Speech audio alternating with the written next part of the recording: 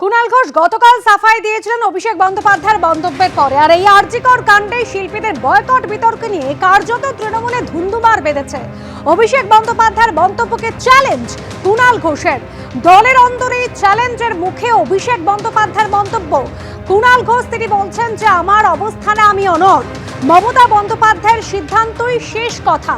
ওই সময় অভিষেক চিকিৎসার জন্য বাইরে ছিলেন। কোন শিল্পীদের বয়কট করতে হবে দলের বিভিন্ন গ্রুপে এই মর্মে মেসেজও গিয়েছিল।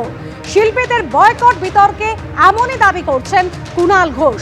গতকাল কুণাল ঘোষ তিনি বলেছিলেন যে তার মন্তব্যের অপব্যাখ্যা করা হচ্ছে, প্রতিবাদ করা মানে বয়কট নয়। যেভাবে তিনি তার মন্তব্য বলেছেন সেই বক্তব্যের ভুল ব্যাখ্যা করা হচ্ছে। কিন্তু আজ কিন্তু কুণাল ঘোষ তিনি তার মন্তব্যে অনড় রয়েছেন।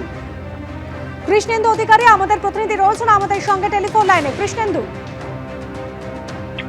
দেখো তুমি জানো যে আরজিকর কাণ্ডে যারা বর্তমান রাজ্য সরকার এবং মমতা বন্দ্যোপাধ্যায় মুখ্যমন্ত্রীর বিরোধিতা করেছিলেন তাদের দলীয় অনুষ্ঠানে বয়কটের ঘোষণা করেছিলেন কার্যত কুণাল ঘোষ সোশ্যাল মিডিয়ায়, এবং সেই বক্তব্যের বিরোধিতা করে সেই বক্তব্যকে নস্যাৎ করেছিলেন দলের সর্বভারতীয় সাধারণ সম্পাদক অভিষেক বন্দ্যোপাধ্যায়।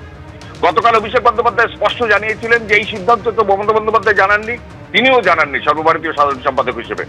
তাহলে এই সিদ্ধান্ত মানে কোথায় দলের সিদ্ধান্ত? আজকে কার্যত অভিষেক বন্দ্যোপাধ্যায় যিনি দলের সর্বভারতীয় সাধারণ সম্পাদক তার সেই মন্তব্যকে চ্যালেঞ্জ ছুড়ে দিলেন দলের সাধারণ সম্পাদক কুণাল ঘোষ। নজিরবিহীন ঘটনা। অভিষেক বন্দ্যোপাধ্যায়ের মন্তব্য কার্যত চ্যালেঞ্জের মুখে পড়ল দলের অন্দরেই। আজকে কুণাল ঘোষ স্পষ্ট বলছেন তিনি যে অবস্থান নিয়েছেন, তিনি যে মন্তব্য করেছেন সেটাই তিনি অনড়।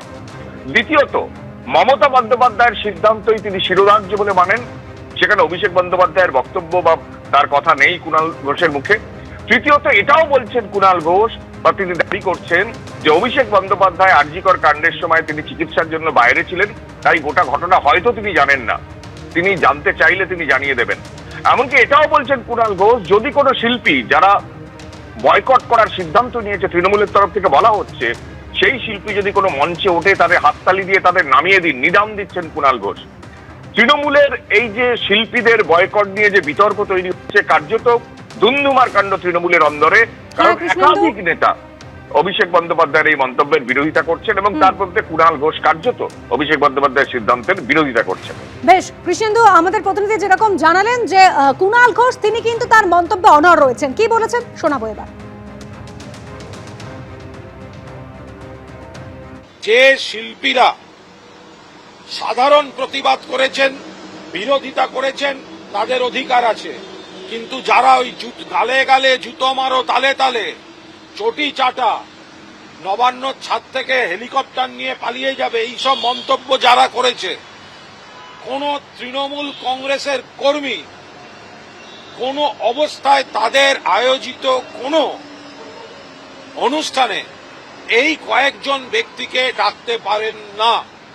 এটা দলের একাধিক গ্রুপে এ বিষয়ে সার্কুলার আমি দেখেছি, আমি সেটা বাইরে বলতে পারবো না। একাধিক গ্রুপে রয়েছে এবং দলের নির্দেশ বলে রয়েছে। জিজ্ঞেস করুন না উত্তর কলকাতার যুবদের গ্রুপে আছে কিনা, সভাপতি কোনো সার্কুলার দিয়েছেন কিনা। আপনি শিল্পী তো, নাট্যকার ব্রাত্য বসুকে জিজ্ঞাসা করুন না যে তিনি কোনো সার্কুলার পেয়েছেন কিনা। এই কয়েকজনকে কোনো অবস্থায় তৃণমূল আয়োজিত কোনো নেতা মন্ত্রীর মঞ্চে এদের তৃণমূল কর্মীরা দেখতে চান না এবং দেখতে পাবেন না। যদি কেউ জোর করে তোলেন, আমাদের সাধারণ সমর্থক কর্মীরা হাততালি দিয়ে তাদের মঞ্চ থেকে নামিয়ে দেবেন।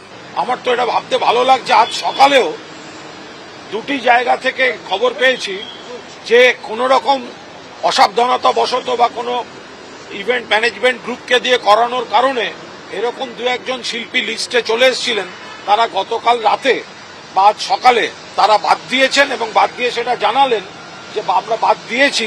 এ বিষয়ে আমাদের নেত্রী যা বলবেন সেটাই শেষ কথা।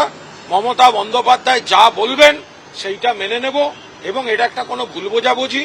যেহেতু অভিষেক বন্দ্যোপাধ্যায় এই গোটা ফেজটায় আরজিকরের সময়টায়, যেহেতু সেই সময়টা তিনি বাইরে ছিলেন এবং গোটা বিষয়টার মধ্যে ছিলেন না, যে কুৎসা চক্রান্ত ঝামেলা যারা আমরা সামলেছি, আমাদের জিজ্ঞাসা করলে আমরা বলে দেবো এই ডিফারেন্সটা কি। নমস্কার।